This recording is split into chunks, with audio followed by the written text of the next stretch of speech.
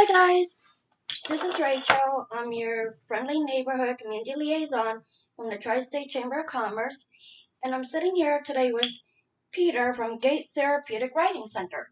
Hello, it's Hello. nice to meet you. Nice to meet you too. So, can you tell us a little bit about yourself? Well, I came here to GAIT last year, and they were looking for an executive director with some experience with nonprofits and equestrian activities. So I come from a horse background. My Okay. mother and father had a horse farm and a professional establishment for almost 60 years. Oh wow. So I come from that type of trained horses. I've been running a couple of different nonprofits. So I'm in New Jersey, about an hour away. I heard about this here Okay. and very excited about it. Got to meet everybody, and here I am. Cool. And what do you do for fun? Oh, a lot of things. So I have my wife and I ride horses. We're involved in different types of activities, including polo, which we both do. We also like to be with our kids. So we have a lot of grandnieces, nephews, kids like that Aw. up in this area, up in the New York area, and also in New Jersey. Oh wow. So we're always outside as much as we can. So And you guys are basically definitely all tri-state. we are tri-state. Okay, so how did GAIT Therapeutic come about? Well, it started with Martha Dubinsky, who you met here. This was her inspiration, her idea to work with horses and to provide therapeutic services that involved horses to this area. So this establishment here uh, was opened up. So they started in '94. This barn that we're sitting in now in this office burned down in 2005. Fortunately, none of the horses died. That's good. None of the cats died. Well, we lost all the equipment, all the saddles, bridles. The very next day, they were operating again. So, Aw, so that was a milestone. The barn was rebuilt, and okay, here we are. good. All right, so what kind of services does GAIT Therapeutic provide? Well, we are a therapeutic riding center. So there's basically three types of education. We do have therapeutic riding. Okay. We have horsemanship type activities here and learning activities. Okay. So we try to incorporate the horse. It's called equine assisted services or EAL, equine assisted learning. So we try to incorporate horses in. So whatever the group, we try to specialize. If it's somebody wants to therapy using a horse or learn about horses, we have 4-H groups coming out Oh, here. nice. So, we're trying to open to all of that, and also just to be a community involved center. Okay. Um, I've noticed you guys are like kind of in the middle of nowhere because when we were driving up, it was like up a long hill. Yes. Danny was saying it's like I don't think I want to do this in the wintertime. Well, we go year round. We've only, even last year, we only shut down twice because of the snow and all of that. But otherwise, I have to say the town of Milford, because we are in Milford, Right. they are out there in a minute, and Wow. they get those roads done. I come an hour. I live in New Jersey. Um, the roads were great, even in the Really? snowy times. So Okay. it seems like we're out up and above, but we're very much part of the Milford community. Oh, good. We make a lot of people live and work here. Um, I enjoy going to the uh, even the Pike County type Chamber of Commerces and what have you. We have a lot of different nonprofits get together there. Okay. It's a great community, and a very giving community. Okay, good. All right, so, uh, now what made Martha decide on this location? Opportunity. So this particular piece of property Okay. was offered to her, and so they started by renting, this facility. They actually erected the arena there, and then it was purchased, and it was given to the nonprofit. So the nonprofit now owns this site. Ah, So it was a really great gift. And what we feel, while it may seem like you're way up here in nowhere, it's a very unique, calming, outdoor setting I type feel place. like it is, especially what you showed me out there. It was like, wow, this is like peaceful. No people, no cars. Exactly what we're aiming for, Ah, and it's that's what we all feel. Even those of us who work here, our volunteers, our clients who come forward, either educational, therapeutic reasons. Uh, Everybody, however they come here, they leave a lot more positive and a lot more happy. A lot more things that you can't change a lot of things, but you can also change your attitude and yes. perspective. Okay, next question. What is your primary role here? I'm the executive director. While I'm getting my certification to be an equine assisted services provider, uh, I, my main role is fundraising, trying to keep the lights on, so to speak. It's also looking at different types of awareness programs and promotion and marketing programs that are here. We have a Okay. great staff that participates with that too. So we're working on our teamwork, working on defining roles within what we all do. That's what I bring to being executive director. And I represent GAIT in the community too.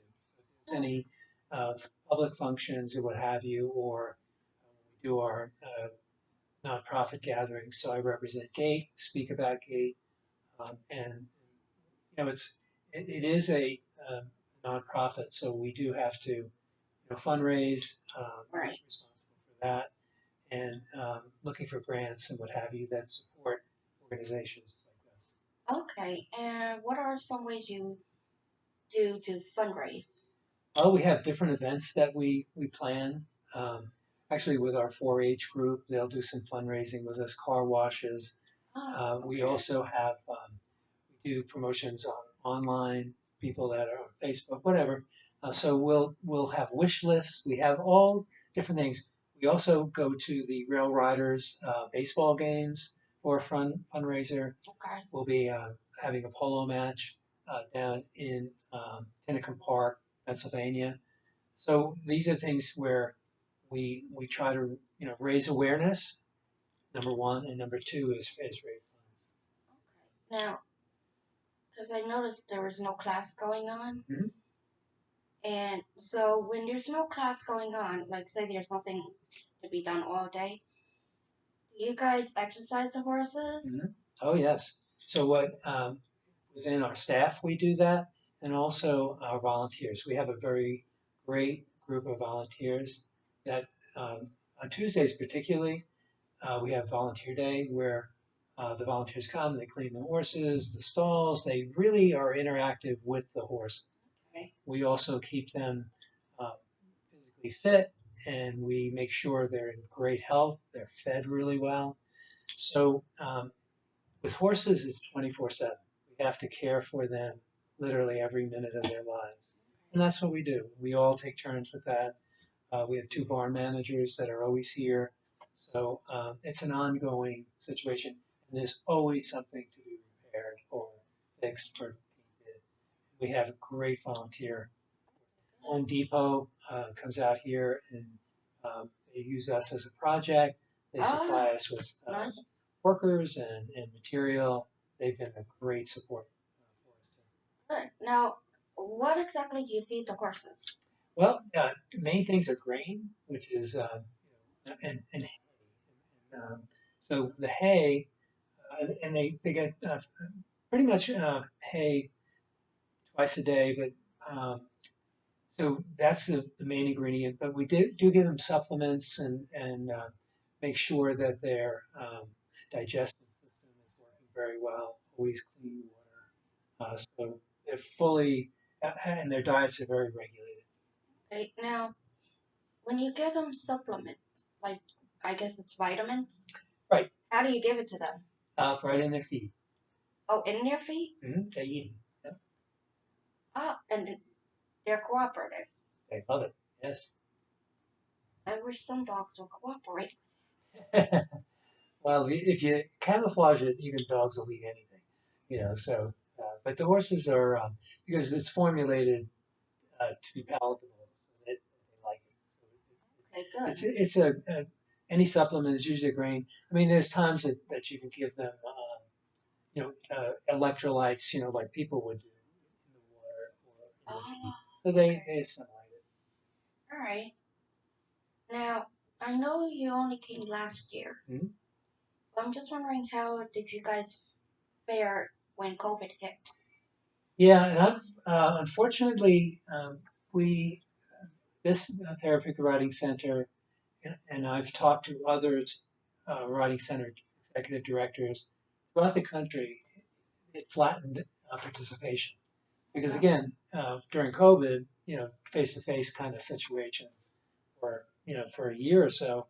So what ends up happening in this, as you know, there's reports of this all the time, is that COVID stopped people from doing what they regularly did, or behavior, going out to dinner, whatever. And it's just slowly coming back where people are saying, okay, I can go out. But they change habits sometimes. So even speaking with, in the tri-state area, other therapeutic riding centers, um, it's a bit of a reawakening or an awareness project to get people to are coming back to, and it's picking up, slowly but surely, but it really did flatten out participation. oh wow. Okay. Can you walk me through your workday from the beginning of the day to the end of the day? Okay, my workday. So I drive here. It takes me an hour to get here. Beautiful country. I absolutely love driving to through 06. I'm here early because I'm an early bird. So I get here when our stable managers are here. So I very much like to be with the horses. That's also the most protective part of the day. So in the beginning part of the day, it's mostly about the horses, talking with the barn managers. Um, every day is a little bit different because almost every morning, starting about 9 o'clock, we start our lessons, our sessions with people. So, and that takes preparation. So by 8:30 or so, we have our volunteers show up, and they're there to clean the horses, get them ready.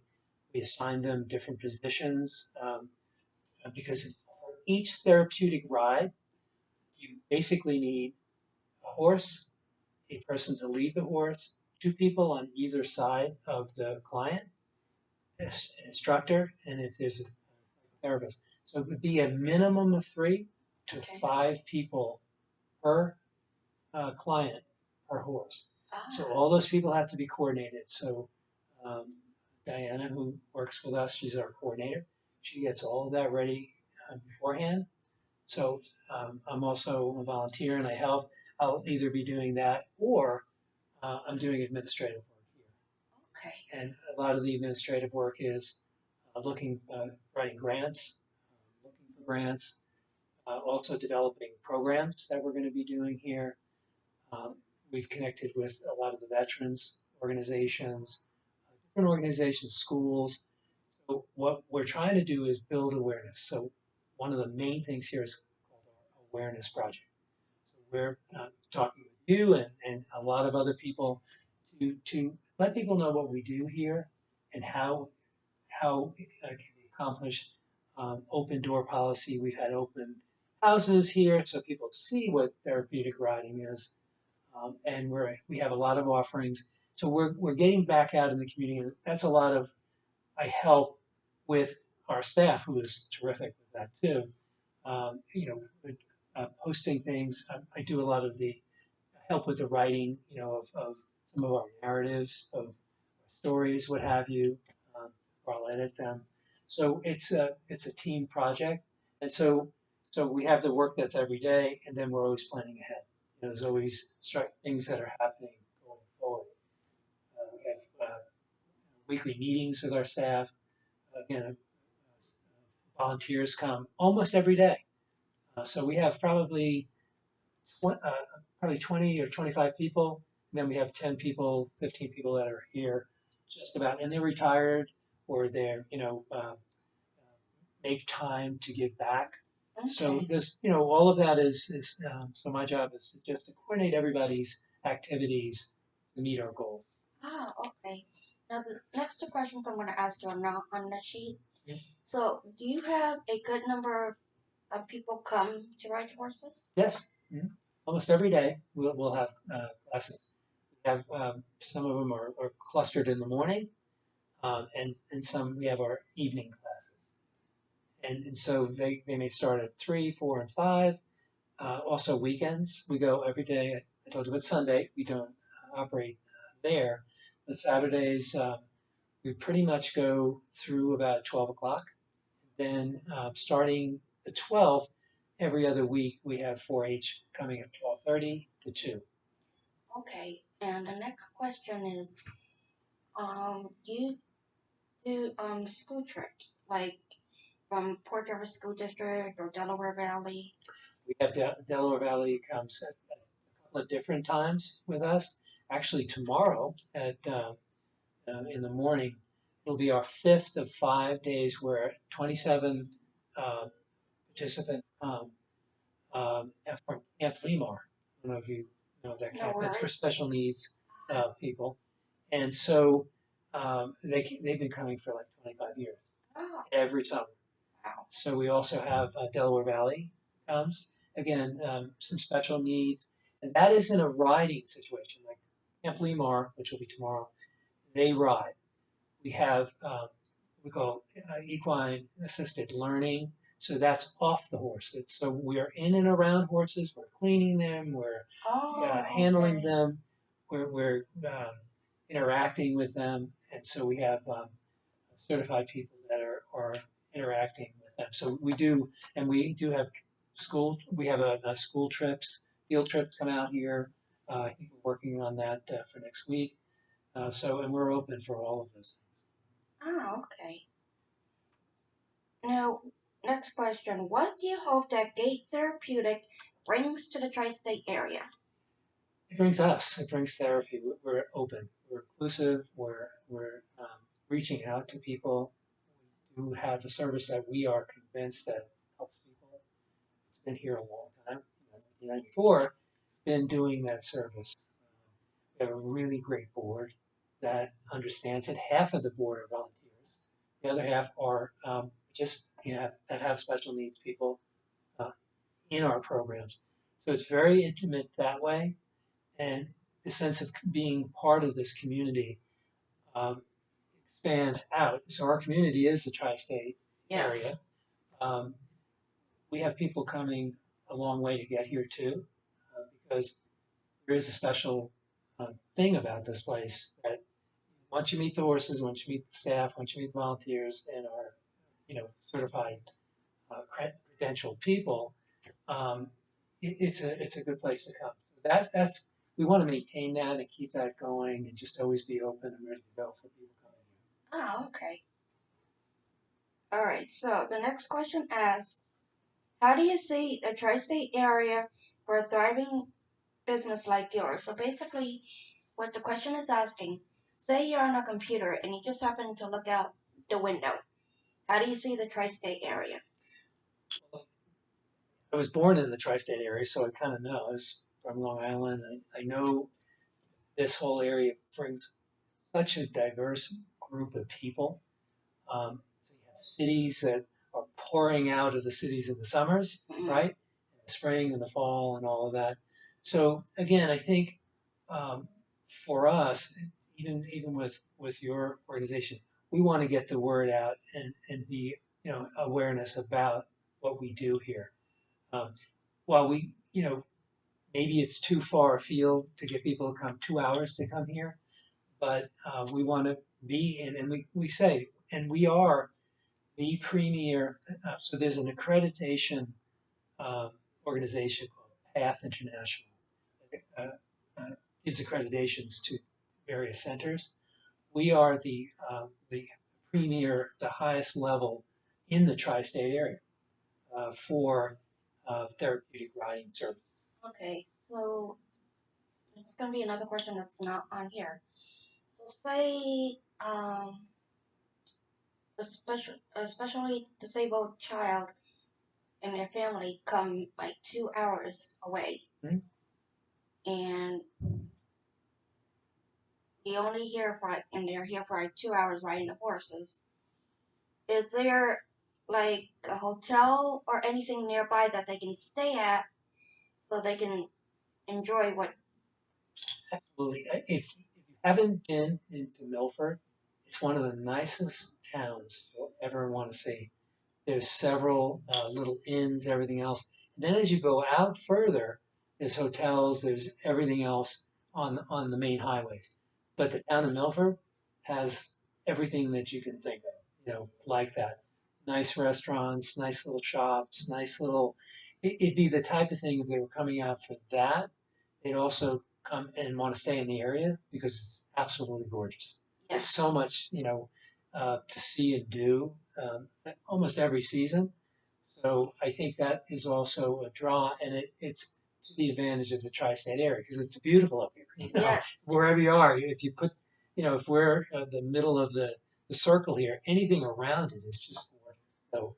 So they could come up, even within a half hour and be up in the mountains or be in a cabin or be somewhere else. And so I think that that's an advantage for where we're located.